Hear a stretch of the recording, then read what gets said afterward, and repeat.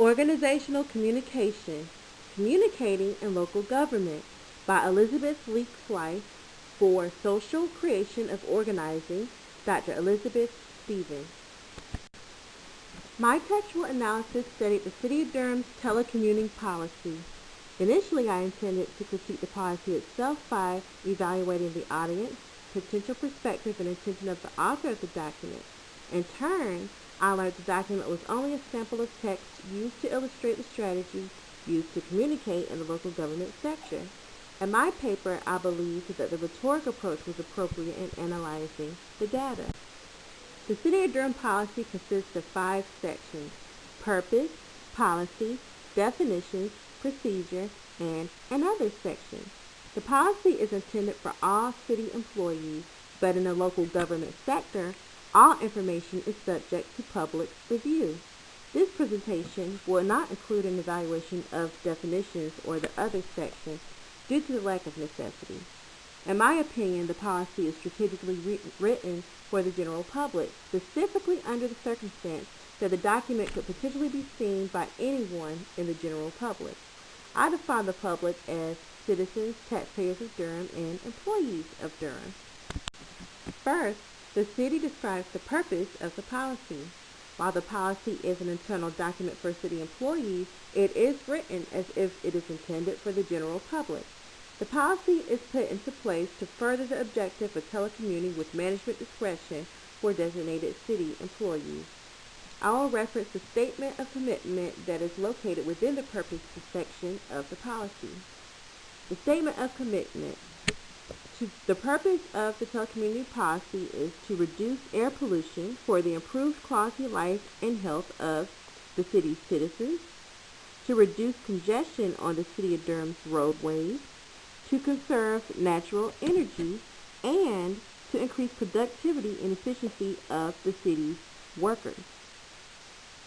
The audience and the author intention. Again, the policy is written for the city employees. It is also intended for the general public as well. The city is careful not to broadcast the employee incentives in the statement. As a matter of fact, it's not mentioned at all. Everything about the purpose of the policy indicates it's for the good of the public, not just the employee. To the city employee,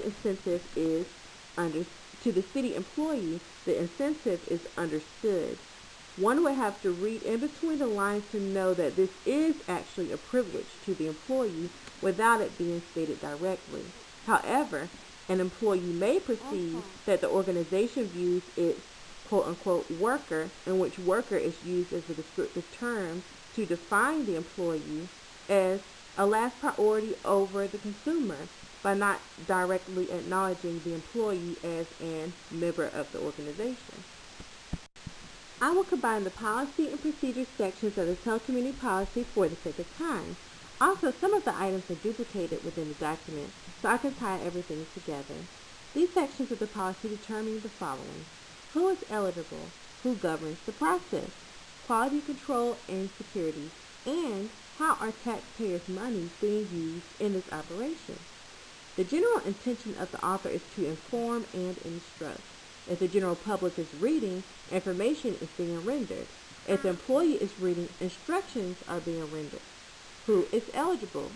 Designated city employees who demonstrate high levels of performance in their current position status, who operate well while working independently, and can transition into telecommuting smoothly, have a certain level of setup already available. The city needs to inform the public that only good employees who are in positions that are reasonably approved to telecommute are eligible. The public needs to see that the city funds used to allow telecommuting are only used when necessary. The employee, in this case, is instructed in the case of who qualifies for the incentive. Who governs the process? Supervisors, department heads, and city managers. The process has to be approved by all chains of command. Then it is monitored periodically to ensure efficiency and quality control. All audience members must see that city employees are not using taxpayers' dollars to stay out of work. They need to know the city is assuring people that the process is being monitored heavily by supervisors and management, and that the taxpayers' monies are not being used in vain.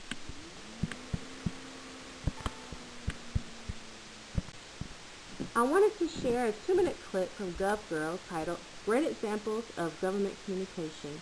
I felt the clip was a great resource to tie into my digital presentation because I wanted to show communication as it relates to a government organization.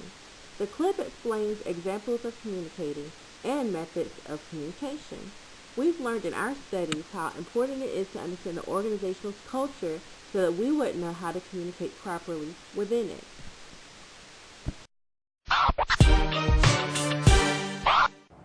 Hi, I'm Christy from GovGirl, and I wanted to give you guys some really good examples of government communicating well with the public. So who better to ask than Gov Delivery? This is what they do. So I'm here at their headquarters, and I'm asking them for their favorite examples of government communicating with citizens. Well, my favorite example is probably what Maricopa County is doing in Arizona. They're sending out automated health alerts when the air quality levels are reaching a level that might be dangerous. Their monitoring stations are set up to automatically send email and text message alerts whenever they pick up that there might be some dust or pollution that might be at a dangerous level for residents. A great example of a government agency communicating with people is the FDA's proactive notifications on food recall. Anytime there's a food recall issue that has the potential to affect